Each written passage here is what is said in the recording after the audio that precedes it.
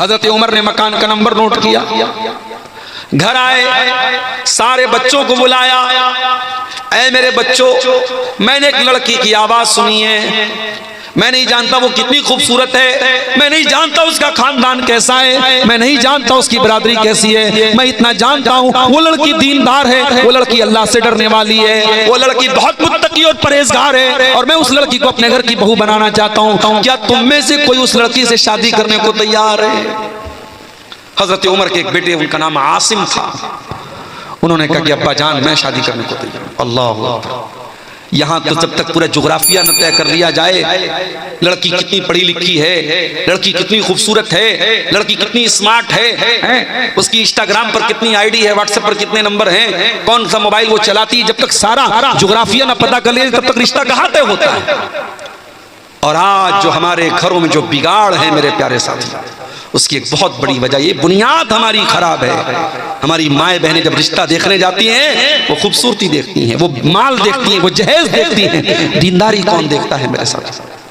दीनदार बच्चियां घरों में बैठी है, कोई रिश्ता पूछने वाला नहीं है। अगर उनकी शक्ल सूरत कुछ कम है, कुछ 19 है, कुछ रंग सांवला है, बहुत दीनदार है, बहुत अच्छी है, बहुत नमाजी है, बहुत इल्म वाली है, उनके रिश्ते अच्छे नहीं मिल रहे हैं। और जो बदचलन भी है, बेहया भी है, बेशरम भी है, लेकिन खूबसूरत है, उसके रिश्ते फौरन मिल जाते हैं। मेरे प्यारे भाइयों, जब आपने खूबसूरती को मेयार बनाया है, जब आपने रंग को मेयार बनाया है, जब आपने हुस्न को मेयार बनाया है और दीन को साइड रख दिया है, तो फिर रोते क्यों हो?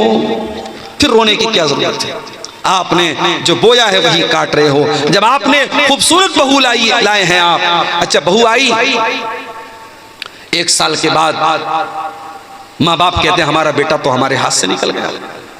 जरा बहू के कमरे में जाके देखो, बहू के कमरे में जो बेड है वो किसने दिया? ससुर ने दिया। अलमारी किसने दी? ससुराल से मिली। आपका बेटा जिस फ्रिज का पानी पी रहा है वो कहां से आई?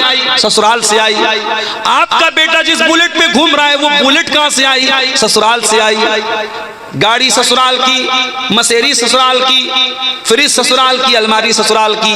जब तमाम आपके बेटे के कमरे में जो चीजें भरी हैं वो ससुराल की मिली हुई हैं, तो आज आप ये शिकायत क्यों कर रहे हैं कि हमारा बेटा हमारी बात कम मानता है, अपने सास ससुर की बात ज्यादा मानता है? अरे भाई, तो सही तो कर रहा है। आपका बेटा नमक हलाल कर रहा है, नमक हराम नहीं है। वो जिसका नमक खा रहा है उसका गुन गा रहा है। जहां से उसने सामान हासिल किया है और पूरे कमरे में जहां का सामान भरा है, उन्हीं की वो तारीफ कर रहा है और उन्हीं के कसीदे पढ़ रहा है।